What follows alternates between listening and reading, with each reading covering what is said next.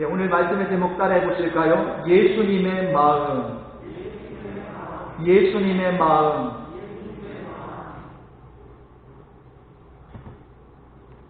자, 여러분이 가진 그 핸드폰에는 대부분 이 디지털 카메라가 장착이 되어 있죠.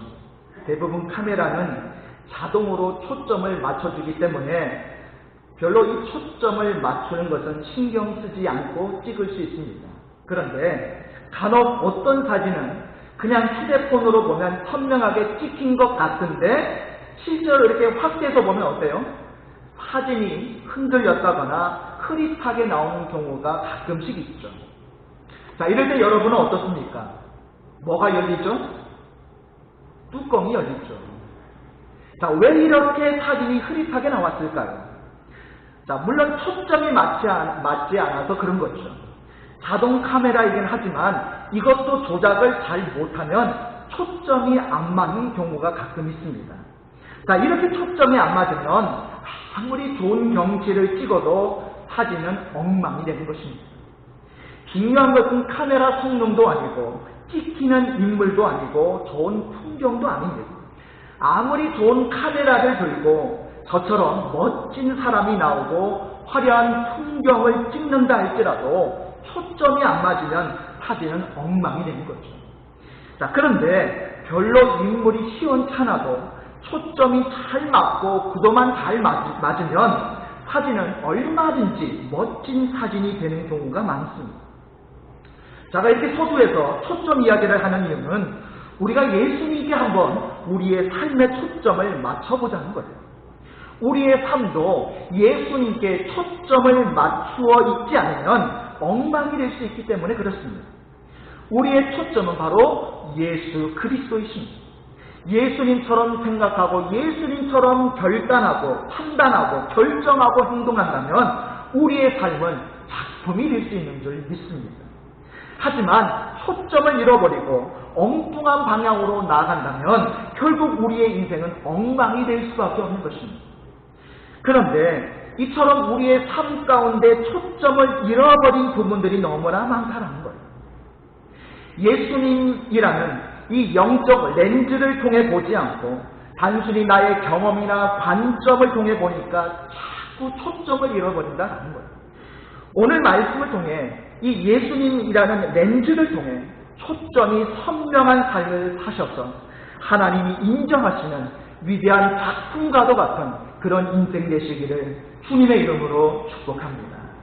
자, 그렇다면 오늘 우리가 품어야 될 예수님의 마음은 어떤 마음일까요? 자, 오늘 본문 빌립보서 2장 5절 말씀을 우리 한 번 더 같이 읽겠습니다. 시작. 너희 안에 이 마음을 품으라. 곧 그리스도 예수의 마음이니. 자, 오늘부터 이 예수님의 마음이 어떤 것인지를 매 주일 하나씩 함께 나누고자 합니다. 자, 먼저 오늘 첫 시간에는 예수님의 마음에 대해서 서론적인 내용을 함께 살펴보기를 원합니다. 오늘의 주제는 뭐냐면 우리가 예수님처럼 살기 위해서는 가장 먼저 예수님의 마음을 품어야 한다는 거예요. 자, 여러분은 예수님의 마음을 가지고 있습니까? 자, 우리가 부르는 찬양 중에 아버지 당신의 마음이라는 찬양이 있는데요. 가사 중에 이런 가사가 나옵니다. 나의 마음이 아버지의 마음 말아. 이런 가사가 있죠. 그런데 오늘 말씀은 주님의 마음을 아는 정도가 아니라 그 주님의 마음을 품으라라고 명령하고 있습니다. 어떻습니까? 여러분은 주님의 마음을 알고 있는 수준에서 끝나고 있습니까? 아니면 그 주님의 마음을 품고 살아가고 있습니까? 여기에 대해서 우리가 대답하기 전에 한 가지 생각할 것이 있습니다. 자, 만약에 딱 하루만 예수님이 여러분의 삶을 대신하신다면 어떤 일이 일어날까요? 여러분 이런 생각해 보신 적 없습니까? 만약에 예수님이 나의 삶을 대신 사신다면 어떤 일이 일어날까? 여러분, 예수님이 여러분이 일어나는 시간에 일어나시고 여러분이 먹는 아침 식사를 하시고 여러분이 가는 학교나 직장이나 모임에 가시고 또 여러분이 사는 그 하루 일과를 예수님이 똑같이 그렇게 사신다면 예수님은 어떻게 하루를 보내실 것 같습니까? 전혀 바뀐 것은 하나도 없습니다. 여러분의 상황도 달라지지 않았고 만나는 사람도 달라지지 않을 것입니다. 이런 상황을 만났을 때 예수님은 어떻게 행동하실 것 같습니까? 여러분이 지금 매일 행하는 그런 행동과 똑같이 행동하실까요? 아니면 뭔가 달라도 다를 것 같습니까? 자, 또 다르게 한번 우리가 생각해 보겠습니다. 지금 여러분들의 몸도 그대로 있고 말투도 그대로고 옷차림도 그대로예요. 단지 바뀐다면 예수님의 마음이 여러분의 마음속에 온전히 들어와 계신 거예요. 몸도 그대로고 말투도 그대로고 옷차림도 그대로인데 달라진 것이 있다면 마음만 달라진 것입니다. 다른 건 다 똑같은데 마음만 예수님이 온전히 주장을 하시는 상태인 거예요. 주님의 우선순위가 여러분의 삶을 지배하고 주님의 열정이 여러분의 열정을 지배하고 주님의 사랑이 여러분의 행동을 결정하고 있는 것입니다. 자, 몸은 그대로인데 마음이 완전히 달라져서 주님의 모든 것이 나의 모든 것을 장악해버린 그런 상태인 거죠. 이렇게 되면 어떤 일이 일어날까요? 내 삶 가운데 과연 어떤 부분이 달라질 것 같습니까? 가족들이 여러분들의 변화를 눈치챌 수 있겠습니까? 야, 좀 달라졌다? 직장의 동료들이나 동네 사람들이나 학교 친구들이 여러분의 변화를 눈치챌 수 있겠습니까? 여러분을 미워하던 원수와 같은 사람들은 어떻게 대하게 될까요? 또 여러분은 어떻게 하겠습니까? 평소 내가 스트레스 받던 부분들에 대해서 어떻게 행동을 하게 될까요? 전에 너무나 두려워했던 것들이 여전히 두렵게 느껴지게 될까요? 우리가 지금까지 해오던 나쁜 습관들을 여전히 할 수 있을까요? 아마 많은 부분들이 달라지게 될 것입니다. 바로 이것입니다. 하나님은 우리의 환경이 달라지길 원하지 않으시고 우리의 외모가 달라지길 원하지 않으시고 우리의 주변에 있는 사람들이 달라지기를 원하시지 않습니다. 하나님은 우리의 무엇이 달라지기를 원하실까요? 우리의 마음이 달라지기를 원하신다는 거예요.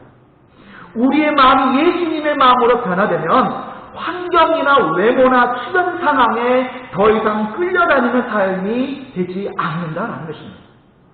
우리의 삶이 달라지지 않는 이유는 우리의 환경이 달라지지 않아서가 아니라 우리의 마음이 달라지지 않아서 그러는 거예요.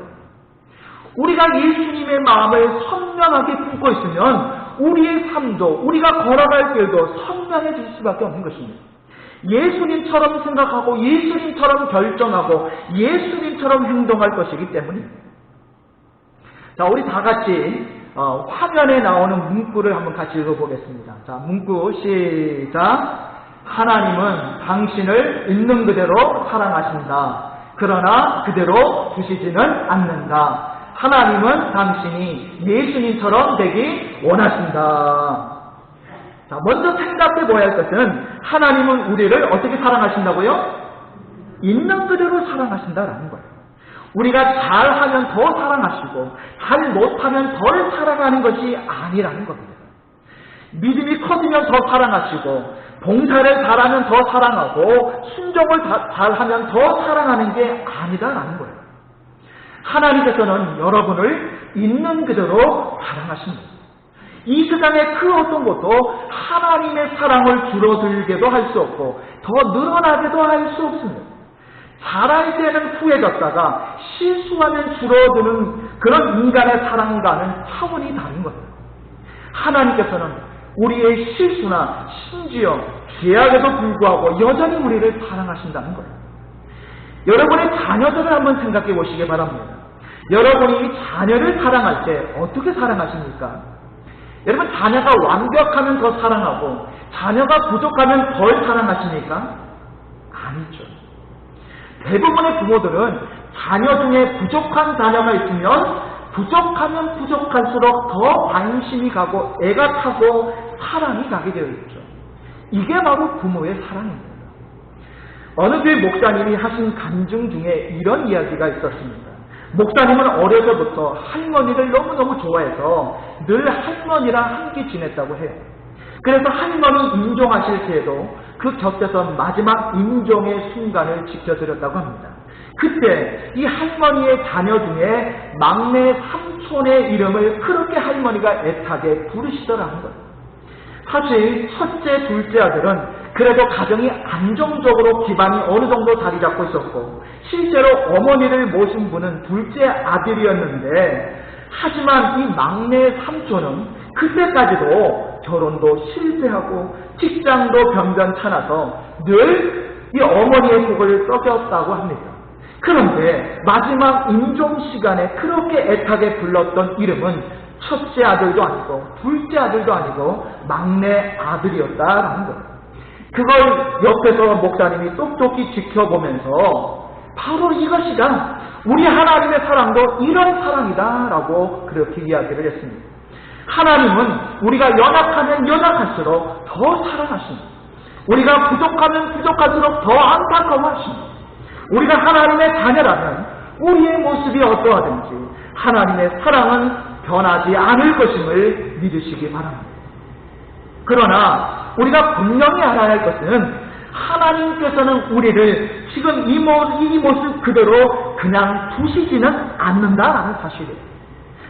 요즘 아파트에 가보면 대부분 어린이 놀이터가 하나씩 꼭 있죠. 예전에는 주로 모래밭이었는데 요즘에는 뭐 우레탄 같은 그런 이제 소재로 보통 이 놀이터 바닥을 이렇게 꾸미곤 하는데요. 이런 모래밭에 아장아장 걷고 있는 걸음마쟁이의 아기가 놀고 있었습니다. 이 아이의 아빠인 어떤 목사님이 아이가 좋아하는 아이스크림을 하나 사가지고 이 아이에게 왔어요. 그리고 그 아이의 이름을 아무개야라고 부르면서 이제 아이스크림을 먹으라고 손짓을 했습니다. 자, 그랬더니 아이가 활짝 웃으면서 달려오죠. 이 목사님은 아이에게 아이스크림을 주려고 했는데, 그런데 이게 웬일입니까? 이 아이의 입속에 모래가 가득 들어있는 거예요.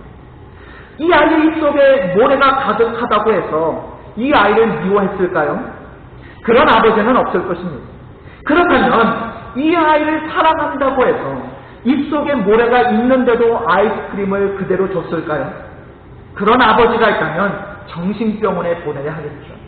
입속에 모래가 있도록 그냥 내버려 둘 수는 없는 것입니다. 그래서 아이에게 말을 하죠. 얘야, 입속에 있는 모래를 뱉어라. 세면대에 가서 씻도록 하자. 하지만 아이는 이렇게 말합니다. 아빠, 내가 먹고 싶으면 흙도 얼마든지 먹을 수 있어. 물론 흙과 함께 아이스크림을 먹을 수 있는 믿음만 있다면 물론 그럴 수도 있겠죠. 하지만 그렇게 되면 어떤 일이 일어납니까? 나만 손해를 보게 되죠. 하나님의 손에는 지금 더 좋은 것을 들고 계십니다. 하지만 우리의 입속에는 아직도 더러운 흙이 있다는 거예요. 하나님께서는 우리를 사랑하시지만 이것 때문에 우리에게 좋은 것을 주시지 못하고 있는 거예요. 나는 흙이 있어도 아이스크림을 얼마든지 먹을 수 있다고 하나님께 큰소리치지만 하나님께서는 우리를 너무나도 사랑하시기 때문에 그냥 주시지 않는다는 것입니다. 그래서 어떻게 하십니까? 하나님께서는 우리가 이 흙을 뱉어버리고 깨끗하게 되기를 원하십니다. 다시 말하면 우리가 예수님처럼 변화되기를 원하신다는 것입니다. 이렇게 흙이 깨끗하게 제거되고 나면 맛있는 아이스크림을 우리에게 주시는 것입니다. 하나님이 주시기 싫어서 일부러 심술을 부리시는 것이 아니다라는 거예요. 하나님께서 지금 나의 있는 모습 그대로 그냥 주시지 않는 것이 바로 그게 은혜고 축복이다라는 거예요.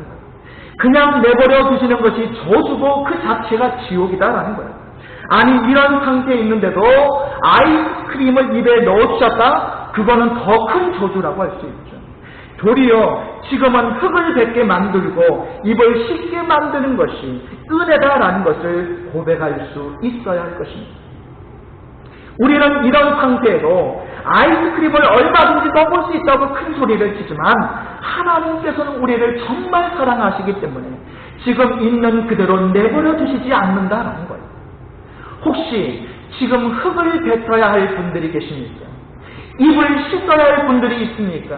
내가 하기 싫어 하더라도 하나님의 사랑과 열심이 여러분을 그렇게 하도록 분명히 만드실 것입니다. 그때마다 하나님, 왜 이러십니까? 왜 나만 이렇게 쫓아다니시면서 괴롭히십니까? 이렇게 원망하지 마시고 정말 하나님께서 나를 사랑하시기 때문에 그러신다고 믿고 감사하는 여러분 되시기를 바랍니다.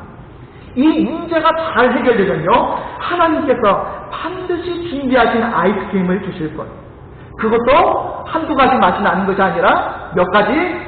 31가지 맛이 나는 베스킨라빈스로 골라서 먹게 해주실 겁니다. 우리 로마서 8장 29절을 우리 같이 읽어보겠습니다. 8장 29절 시작. 하나님이 미리 하신 자들을 또한 그 아들의 형상을 본받게 하기 위하여 미리 정하셨으니 이는 그로 많은 형제 중에서 맏아들이 되게 하려 하심이니라. 하나님께서는 우리 각자에 대한 목표가 있습니다. 그것은 우리가 예수님처럼 되는 것이다. 우리가 지금 읽은 말씀에도 그 아들의 무엇을 본받게 하기 위하여? 형상을 본받게 하기 위하여 미리 정하셨다라고 말씀하고 있죠.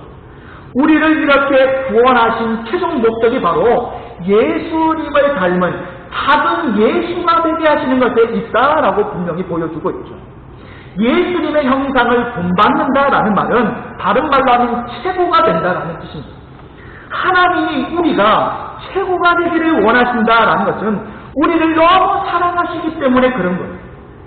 자, 여러분들의 자녀를 한번 생각해 보시기 바랍니다. 여러분은 여러분의 자녀가 최고가 되기를 원하십니까? 최악이 되기를 원하십니까? 그렇죠. 자기 자녀가 최악이 되기를 원하는 정신나간 부모는 아무도 없을 겁니다. 하나님께서는 우리를 너무나도 사랑하시기 때문에 우리가 최고가 되기를 원하십니다. 최고가 되기 원하실 뿐만 아니라 최고가 될 수 있도록 우리를 도와주십니다. 바로 예수님처럼 될 수 있도록 도와주신다는 거예요. 그러면 우리가 예수님처럼 된다는 것은 어떤 의미일까요? 우리의 외모가 변화산에 예수님처럼 달라지면 될까요? 우리의 목소리가 달라지고 우리의 옷차림이 달라지면 우리의 삶의 환경이 달라지면 예수님처럼 될 수 있을까요? 우리는 이런 것들이 달라져야 달라질 수 있다라고 생각하지만 사실 달라져야 할 것은 우리의 외모가 아니라 우리의 마음이다라는 거예요.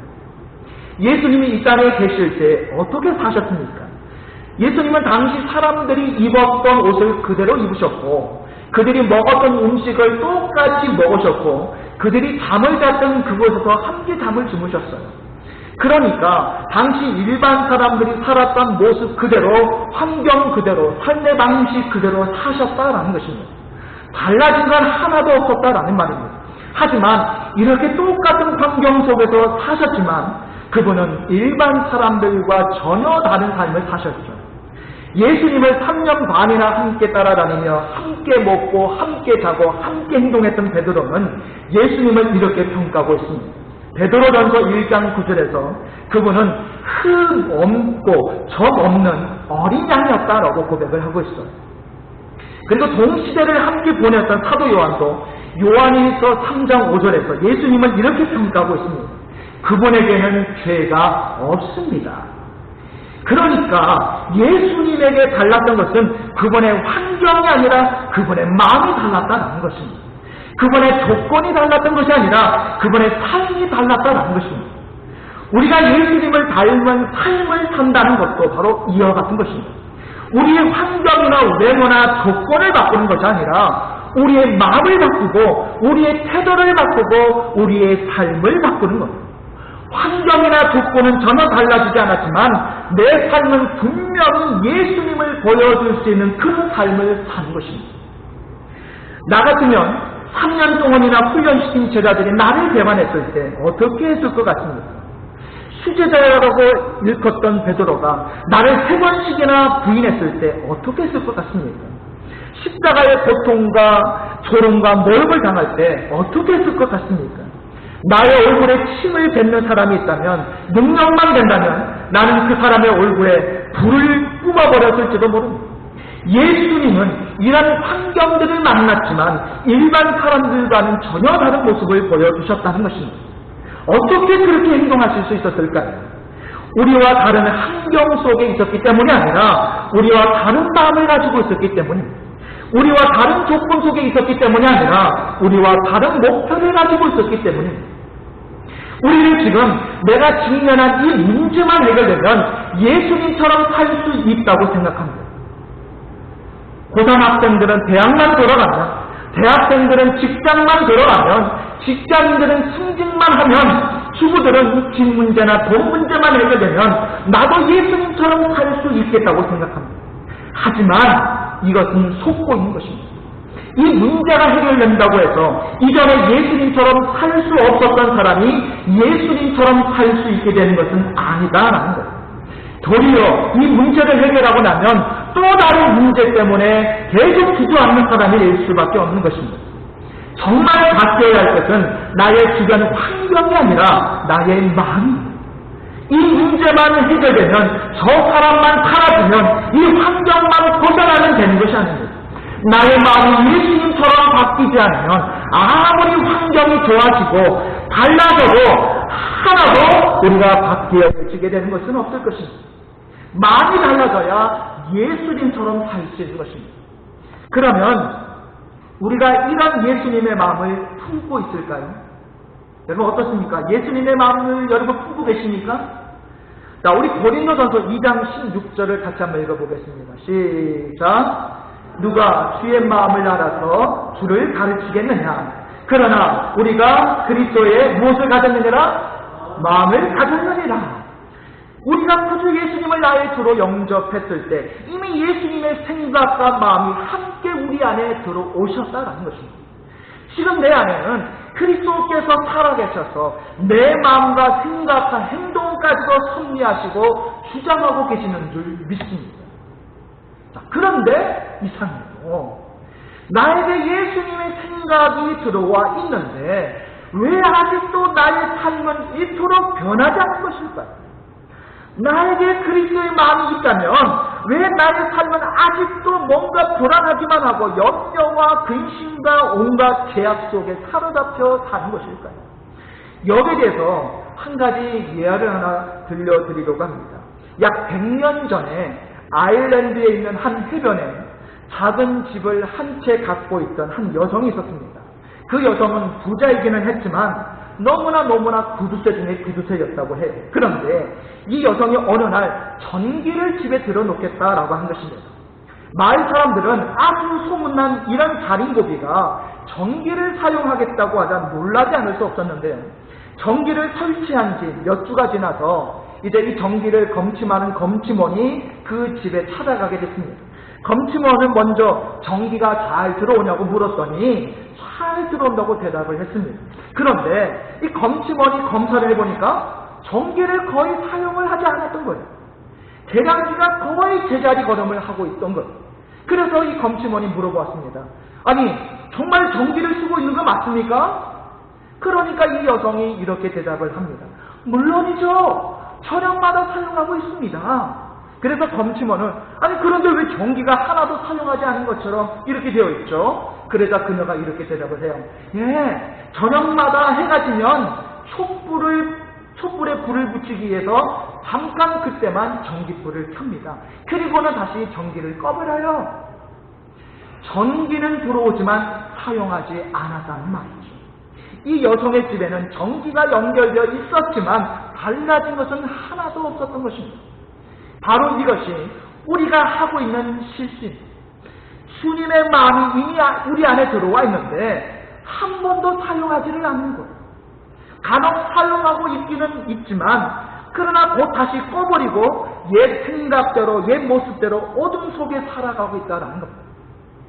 이 여성처럼 예수님의 마음이 우리 안에 이미 들어와 있지만 가끔 필요할 때만 사용하고 다시 꺼버리는 삶을 반복적으로 살고 계신 분들이 너무나 많이 있습니다. 성령께서 내 안에 계셔서 진리를 가르쳐 주시고 주님의 마음이 어떤지를 가르쳐 주시고 진리 안에 거들어 우리를 인도해 주심에도 불구하고 그것을 알고 깨달을 때도 있지만 필요할 때만 내가 사용하고 다시 소멸시켜 버릴 때가 너무 많다라는 거예요. 그래서 우리가 영적 성장이 없는 것입니다. 늘 제자리 걸음을 하고 있는 거예요. 어떤 분들은 이렇게 말합니다. 내 성격 아무도 못 고쳐. 결국 이런 마음가짐 때문에 아무것도 안 되는 것입니다. 필요할 때만 하나님을 찾다가 결국 다시 옛 모습으로 돌아가 버리는 것입니다. 그러면서 내가 뭐 그렇지 뭐가 달라지겠어 라고 늘 이런 변명만 하고 있는 것입니다. 그러나 하나님은 나를 고치실 수 있습니다. 아니, 하나님은 나를 반드시 고쳐놓고야 마는 분이십니다. 왜냐? 나를 사랑하시기 때문에 절대로 나를 그냥 내버려 두시지 않는다라는 거예요. 고집을 피우면 피울수록 힘들어지는 것은 나 자신일 뿐입니다. 일찌감치 우리가 하나님 앞에 두 손 들고 행복하는 것이, 그것이 행복해지는 지름길이죠. 자, 우리 다시 한 번 더 화면에 나오는 문구를 우리 한 번 더 같이 읽어보겠습니다. 시작. 하나님은 당신을 있는 그대로 사랑하신다. 그러나 그대로 두시지는 않는다. 하나님은 당신이 예수님처럼 되길 원하신다. 여러분, 바로 이것입니다.